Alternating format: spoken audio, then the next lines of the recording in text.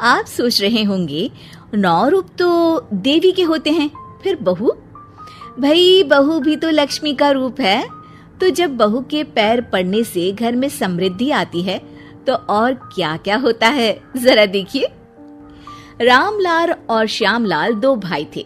दोनों बड़े ही प्यार से साथ ही एक ही घर में रहते, लेकिन दोनों की बीवियों का रवैया एक दूसरे के लिए बिल्कुल ठीक नहीं था। एक दिन रामलाल की बीवी कहती है, अरे रमा, ये क्या कर दिया? सारा कचरा पूरे घर में फैला दिया। माफ करना दीदी, मैंने रखा तो एक ही जगह था, लेकिन हवा इतनी तेज चली कि उड़ गया।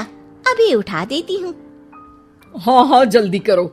और एक बात, अब भाई साहब से बोल देना कि 2 रसोई कर ले। पता तो है मेरा बेटा सोहन बड़ा हो गया है, अब लड़की वाले भी आने लगे हैं, तो उसकी शादी हो ही जाएगी इस साल। हाँ हाँ दीदी, मेरा बेटा विहान भी तो बड़ा हो गया है और उसकी भी तो शादी होनी है। ठीक कहती हैं आप। अब हम ऊपर वाले तल्ले पर शिफ्ट हो जाएंगे। मैं विहान के पापा से बात कर लेती हूँ।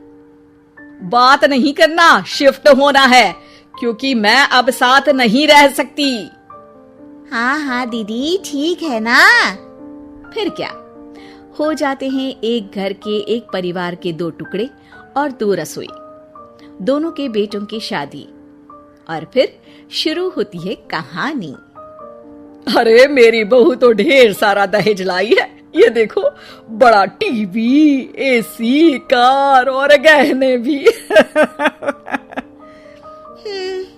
दीदी, ये तो बहुत अच्छा है, लेकिन है कहाँ आपकी बहू? अब वो सो रही है। थोड़ी रिजर्व टाइप की है ना, अपने ही कमरे में रहती है और ज्यादा बात भी नहीं करती। तभी रमा की बहू की आवाज आती है, माँ कहाँ है आप? जल्दी आइए, नाश्ता ठंडा हो रहा है और मुझे भी भूख लग रही है। आ रही हूँ बेटा, रुक। दीदी चलूं क्या? ये लड़की मेरे साथ ही बैठकर खाती है, वैसे भी भूख लगाई है। ये बोलकर वो चली जाती है। तभी श्यामा की बहू बाहर आती है और बाहर की ओर जाने लगती है। अरे बहू, कहीं जा रही हो क्या? क्या है माँ जी, बिना बात के ठोका मत करो। जा रही हूँ मैं। वैसे भी मेरे पापा ने कार घर में रखने को तो नहीं दी है ना।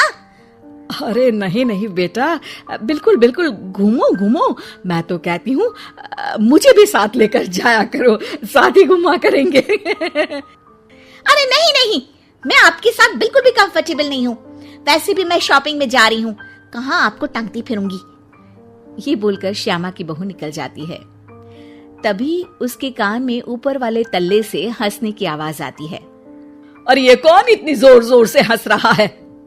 ऊपर जाती है, जहां वो देखती है कि रमा और उसकी बहू साथ बैठकर बातें कर रही होती हैं। फिर तो मम्मी जी इतना मजा आया कि मैं क्या बताऊं। हाँ हाँ बहू, सुनने में ही हंसी नहीं रुक रही। तू तो वहां मौजूद थी। तभी दोनों की नजर श्यामा पर पड़ती है। अरे ताई जी आइए ना, आइए। वो उनके पैर छूती है और फिर चाय बनाकर लाती है। श्यामा अकड़कर कहती है, अरे नहीं नहीं, मैं चाय वाय नहीं पीती। बस हंसने की आवाज आ रही थी तो सोचा बता दूं कि टीवी की आवाज धीमी कर लो। अरे टीवी, वो देखो दीदी, धूल खा रहा है, वक्त ही नहीं मिलता देखने का। बहू के साथ वक्त कैसे बीत जाता है, इसकी बातें और किस्से कहानी किसी सीरियल से कम नहीं होते। श्यामा को खुशहाल रमा को देखकर जलन होती है। हाँ हाँ, मैं तो तंग आ जाती हूँ इतनी सारी बातें करके, मुझे तो सुकून पसंद है। ये कहकर श्यामा चली जाती है। अगले दिन रमा अपनी बहू के साथ घर से जा रही होती है कि तभी दरवाजे में श्यामा उन्हें टोकती है।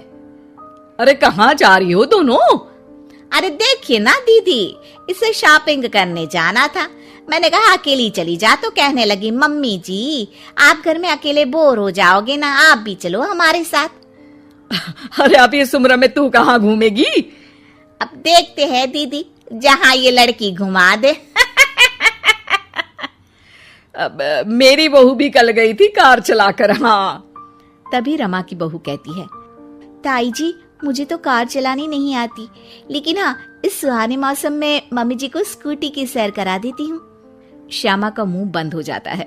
वो अपने कमरे में चली जाती है जहाँ उसकी बहू बैठकर अकेली टीवी देख रही होती है। बहू, तू भी कुछ बातें किया करना, मैं अकेले अकेले बोर हो जाती हूँ। तो क्या मैं यहाँ आपको एंटरटेन करने आई हूँ?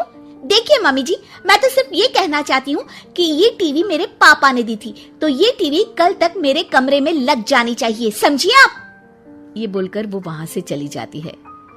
श्यामा सोच लेती है कि वो अब ये सारी बातें अपने बेटे को बताएगी। शाम को उसका बेटा जब घर आता है, अरे देख बेटा, तेरी बीवी सारा दिन अपने कमरे में रहती है, न बात करती है न चित। मैं बूढ़ी सारा दिन भूत की तरह अकेली घूमती रहती हूँ घर में। अरे माँ, मैं क्या बोलूं? मैंने कई बार उसे बोला कि सबके साथ उठा बैठा करो, हंसा बोला करो और मिलकर रहो, लेकिन वो कहती है कि उसका मन ही नहीं करता। अरे क्यों मन नहीं करता है? ऐसा क्या हो गया? माँ, तुझे याद है उसके पिता ने कार देने से मना कर दिया था।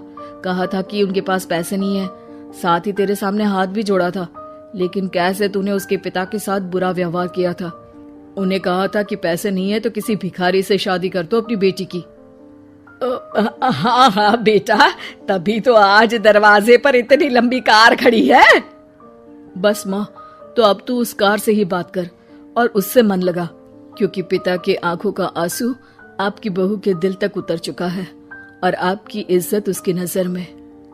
अब श्यामा को समझ आता है कि कुछ निर्जीव चीजों से घर भरने से अच्छा है कि सजीव चीजों से जिंदगी भरी जाए।